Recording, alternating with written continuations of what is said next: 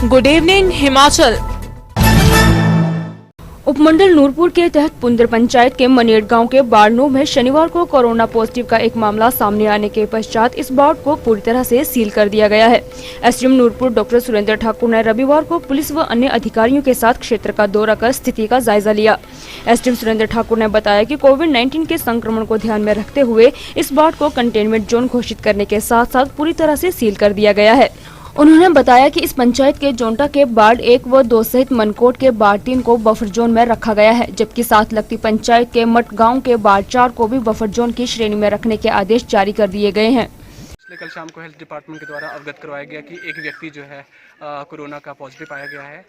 ये व्यक्ति गुड़गांव से अपने 2 साथियों के साथ यहाँ पर आया था। हम एडमिनिस्ट्रेशन ने, पुलिस ने और हेल्थ डिपार्टमेंट ने कोलैबोरेशन इकट्ठे काम करते हुए जो है जो इस व्यक्ति का गांव है वार्ड नंबर 9 मनेड़, जो कि पुंदर ग्राम पंचायत का एक वार्ड है, इसको हमने जो है हमने कंटेनमेंट जोन डिक्लेयर कर दिया है। पिछले कल रात को ही हमने इसे डिक्लेयर कर दिया था। और इसके सराउंडिंग जो है 4 वार्ड्स ग्राम पंचायत पुंदर का वार्ड नंबर 1, 2 और 3 तथा ग्राम पंचायत खेल का वार्ड नंबर 4 मट वार्ड को भी हमने जो है बफर जोन डिक्लेयर कर दिया है। हमने जो है ये इस बफर और जो कंटेनमेंट जोन है इसके एंट्री और एग्जिट पॉइंट्स में हमने जो है पुलिस जो है यहाँ पर तैनात कर दी है। जिला मंडी के उपमंडल सरकाघाट की ग्राम पंचायत चौक देव ब्राड़ता में जहां ग्रामीणों ने मानवता की मिसाल कायम की है, वहीं स्थानीय पंचायत की प्रधान शांता देवी ने भी जनप्रतिनिधि होने का अपना फर्ज बखूबी निभाया है। रविवार को पंचायत प्रधान शांता देवी ने पंचायत में कोरोना का दंश झेलने वाले परिवार की गेहूं की फसल जो ग्रामीणों ने स्वयं काटकर एकत्रित की थी, उसकी थ्रेशिंग करवाई। बता दें कि चौक ब्राड़ता पंचायत में कोरोना से एक 21 साल के युवक की मौत हो जाने के बाद पंचायत सील हो गई थी। इसके चलते इस परिवार की गेहूं खेतों में ही बर्बाद होने लगी थी, लेकिन पंचायत के लोगों ने मिलजुल कर उनकी फसल को काट दिया था। वैश्विक कोरोना महामारी के चलते मंडी जिला से बाहरी राज्यों की ओर प्रवासी लोगों का पलायन करने का क्रम जारी है। बिहार राज्य के लिए ही अभी तक मंडी जिला से 727 लोग पलायन कर चुके हैं।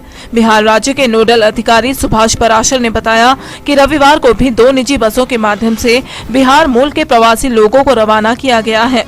उन्होंने कहा कि सहायता कक्ष में 5 लोग दिन रात इन लोगों की मदद करने के लिए जुटे हुए हैं।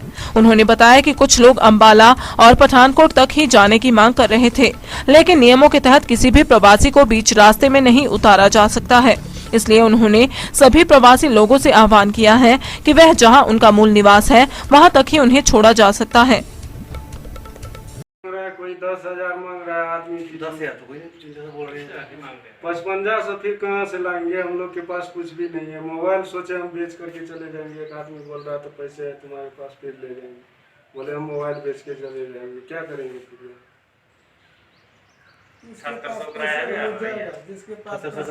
कोई 10,000 मांग रहा है आदमी, 10,000 तो कोई नहीं बोल रहे हैं। 5500 फिर कहाँ से लाएंगे? हम लोग के पास कुछ भी नहीं है। मोबाइल सोचे हम बेच करके चले जाएंगे। एक आदमी बोल रहा था पैसे है तुम्हारे पास, फिर ले जाएंगे। बोले हम मोबाइल बेच के चले जाएंगे, क्या करेंगे फिर?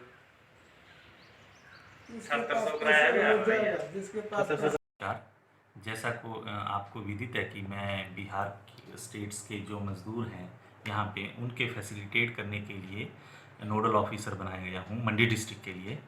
तो हमने अभी तक यहाँ से है कल तक हमने 727 लोगों को बिहार जाने के लिए परमिशन के दिलवाने के लिए हेल्प की है। तो मेनली ये जो मज़दूर हैं जो हम बिहार को भेज रहे हैं, जिसकी कोई अर्जेंसी है, कोई मेडिकल, उसकी फैमिली में कोई मेडिकल कोई अनफिट है या कोई परिवार में कोई बीमार है, तो ये हमारी प्रायोरिटी रहती है कि सबसे पहले हम उन लोगों को फैसिलिटेट करें और हेल्प करें। ग्राम पंचायत ग्रेह के झड़ियार गांव के राजेश ठाकुर को हिमाचल प्रदेश पुलिस के डीजीपी सीताराम मरड़ी की तरफ से डीजीपी डिस्क और उत्कृष्ट सेवा पदक से नवाजा जा रहा है। राजेश ठाकुर कुल्लू जिला में स्पेशल इन्वेस्टिगेशन यूनिट में बतौर हेड कांस्टेबल अपनी सेवाएं दे रहे हैं।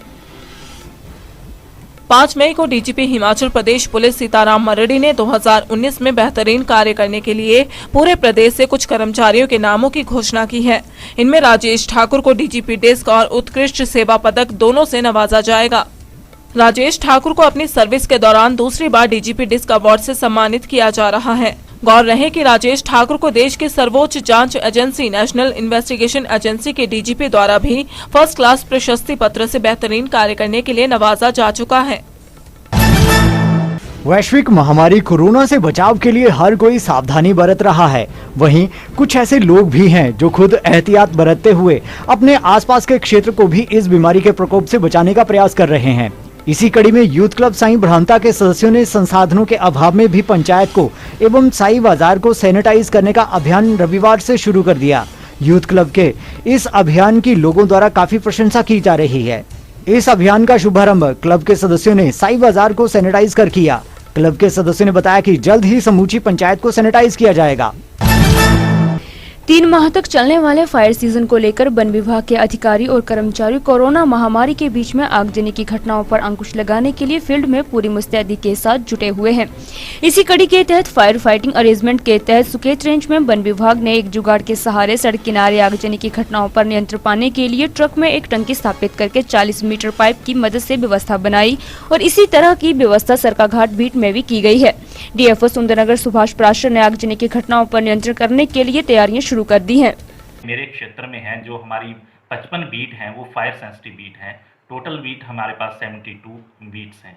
तो ये जो सेंसिटिव बीट्स हैं हमारी पास ये मैक्सिमम हमारी बलद्वाड़ा रेंज में है, सरकाघाट रेंज में है, कांगू रेंज में है, जयदेवी रेंज में है। तो इन बीटों में हमारा जो हमने व्यवस्था की है कि जो हमारे सभी सरकारी कर्मचारी हैं, चाहे फॉरेस्ट वर्कर हैं क्लास 4 से लेके रेंज ऑफिसर तक और डिवीज़न में भी जो जो इम्पोर्टेंट इनमें है कि उनकी छुट्टियां हम फील्ड स्टाफ की मैक्सिमम इस टाइम अलाउ नहीं कर सकते हैं एक्सेप्ट ऑन इमरजेंसी ग्राउंड।